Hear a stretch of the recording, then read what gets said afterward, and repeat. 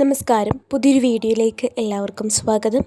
2027 നിങ്ങൾക്ക് സർക്കാർ ജോലി നേടാനായിട്ടുള്ള കുറച്ച് വഴികളാണ് ഇന്നത്തെ വീഡിയോയിൽ പറയാനായിട്ട് പോകുന്നത്. ഒരുപാട് പേരുടെ പ്രശ്നമാണ്, ശരാശരി പഠിക്കുന്ന ഒരു ഉദ്യോഗാർത്ഥിയുടെ പ്രശ്നമാണ് മാർക്ക് എപ്പോഴും 40നും 50നും ഇടയ്ക്ക് സ്റ്റക്കായിട്ട് പോകുന്നു. എത്ര പരീക്ഷകൾ എഴുതിയിട്ടും എല്ലാ പരീക്ഷകളിലും മാർക്ക് കാൽക്കുലേറ്റ് ചെയ്യുമ്പോൾ ഒരു 50 റേഞ്ചിൽ അല്ലെങ്കിൽ 40നും 50നും ഇടയ്ക്ക് ഇങ്ങനെ സ്റ്റക്കായിട്ട് നിൽക്കുകയാണ്. സ്വയം തിരിച്ചറിവുണ്ട് ഒരു 80 മുകളിലേക്ക് വന്നാൽ മാത്രമേ നല്ലൊരു ലിസ്റ്റിൽ വരാനും ജോലി കിട്ടുകയൊക്കെ ചെയ്യത്തുള്ളൂ എന്ന്. അങ്ങനെ 40-50 സ്റ്റക്കായിട്ട് നിൽക്കുന്നവർക്ക് എങ്ങനെ അവരുടെ മാർക്ക് 80ന് മുകളിലേക്ക് ഉയർത്തിക്കൊണ്ട് വരാനായിട്ട് കഴിയും? ഉറപ്പായിട്ടും അതിന് സാധിക്കും. 40 മുതൽ 50 വരെയൊക്കെ മാർക്ക് നേടുന്നവർ പഠിക്കാൻ ആഗ്രഹമുള്ളവരാണ്. അവർ ഒരുപാട് ട്രൈ ചെയ്യുന്നുണ്ട്. എവിടേക്കോ ചില വീഴ്ചകൾ പറ്റുമ്പോഴാണ് ആ ഒരു ഏരിയയിൽ മാർക്ക് സ്റ്റക്കാവുന്നത്. ഇനി 40-50 നിൽക്കുന്നവർക്ക് മാത്രമല്ല, അതിലും ലോ ആയിട്ട് മാർക്ക് നിൽക്കുന്നവർക്കൊക്കെ ഈ വീഡിയോ മുഴുവനായിട്ട് കാണുക. ഉറപ്പായിട്ടും നിങ്ങൾക്ക് ഈ ടിപ്പുകൾ പ്രയോജനപ്പെടുത്തുകയാണെങ്കിൽ നിങ്ങൾക്ക് എക്സാമിന് നല്ല മാർക്കിലേക്ക് എത്താനായിട്ട് കഴിയും. അപ്പോൾ നമുക്ക് എങ്ങനെയാണ് 80ന് മുകളിലേക്ക് മാർക്ക് ഉയർത്തി 2027 ഒരു അപ്പോയിൻമെൻറ്റ് ലെറ്റർ നിങ്ങളുടെ കയ്യിലേക്ക് എത്തുന്നത് എന്ന് നോക്കാം. ആദ്യം നിങ്ങൾ ചെയ്യേണ്ടത് നിങ്ങളുടെ പഠന രീതിക്ക് എന്തെങ്കിലുമൊക്കെ ചേഞ്ചുകൾ വരുത്തുക. അപ്പോൾ 40-50 റേഞ്ചിൽ കിട്ടുന്നവർ പഠിക്കുന്നവരാണ്. അപ്പോൾ നിങ്ങളുടെ പഠന രീതിയിൽ ചെറിയ ചെറിയ ചേഞ്ചുകൾ വരുത്തിയാൽ നിങ്ങൾക്ക് നല്ലൊരു മാർക്കിലേക്ക് എത്താനായിട്ട് കഴിയും. തുടർച്ചയില്ലാത്തവരായിരിക്കും ഈ ഒരു മാർക്ക് റേഞ്ചിൽ സ്റ്റക്കായിട്ട് പോകുന്നവർ.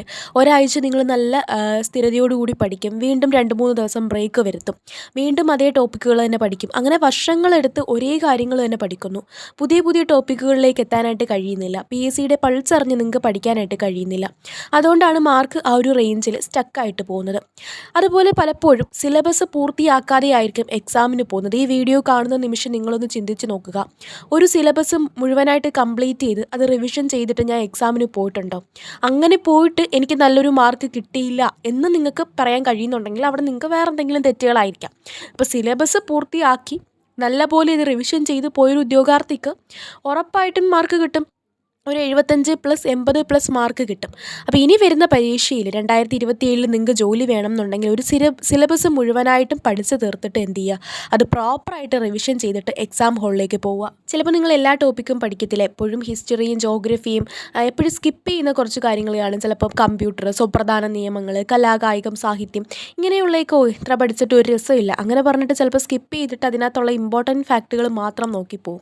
കംപ്ലീറ്റ് ആയിട്ടൊരു സിലബസിലെ എല്ലാ ഭാഗങ്ങളും പഠിച്ച് നിങ്ങൾ പോവുകയാണെങ്കിൽ ഉറപ്പായിട്ടും നിങ്ങൾ എന്ത് ചെയ്യും, നല്ലൊരു മാർക്ക് റേഞ്ചിലേക്ക് എത്തും. അതാണ് നിങ്ങൾ ആദ്യം ചെയ്യേണ്ടത്. നിങ്ങൾ പഠന രീതിയിൽ ചെറിയ മാറ്റങ്ങൾ വരുത്തി കൺസിസ്റ്റൻ്റ് ആയിട്ട് പഠിക്കുക. എല്ലാ ദിവസവും നിങ്ങൾ പഠിക്കുക.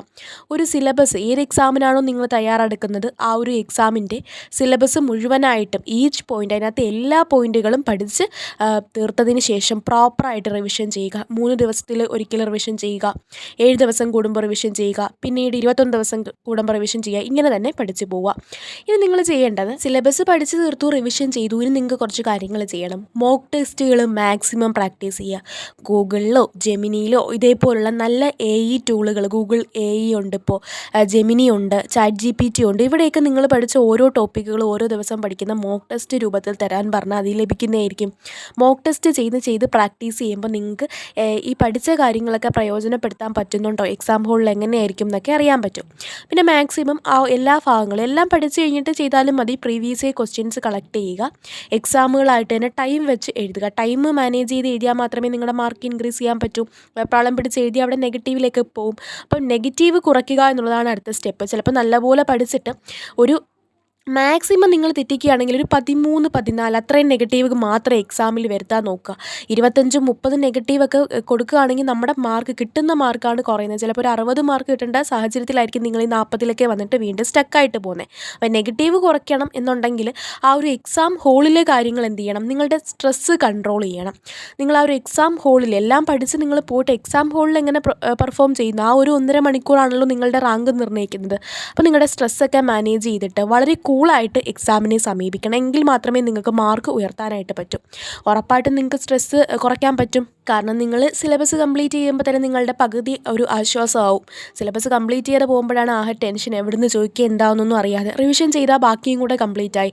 മോക്ക് ടെസ്റ്റും PYQ എല്ലാം എടുത്താൽ 100% ആയി. പിന്നെ നെഗറ്റീവ് കുറയ്ക്കാനും പറ്റും. നിങ്ങൾക്ക് നല്ല കൂളായിട്ട് എക്സാം എഴുതാനും പറ്റും. അപ്പോൾ നിങ്ങളുടെ ഈ ഒരു പ്രിപ്പറേഷന് വേണ്ടിയിട്ട് നിങ്ങളെ സഹായിക്കാൻ വേണ്ടിയിട്ട് കമ്പനി ബോർഡ് LGSന് പ്രിപ്പയർ ചെയ്യുന്നവർക്ക് മെയിൻസിൻ്റെ ക്ലാസ് നമ്മൾ യൂട്യൂബ് വഴിയും, VFA ഡിഗ്രി മെയിൻസിന് പ്രിപ്പയർ ചെയ്യുന്നവർക്ക് ടെലിഗ്രാം വഴിയിട്ടും ഫ്രീ ക്ലാസ്സുകൾ കൊടുക്കുന്നുണ്ട്. 90 ഡേയ്സ് സ്റ്റഡി പ്ലാനിലാണ് ടെലിഗ്രാമിൽ ക്ലാസ്സുകൾ പോകുന്നത്.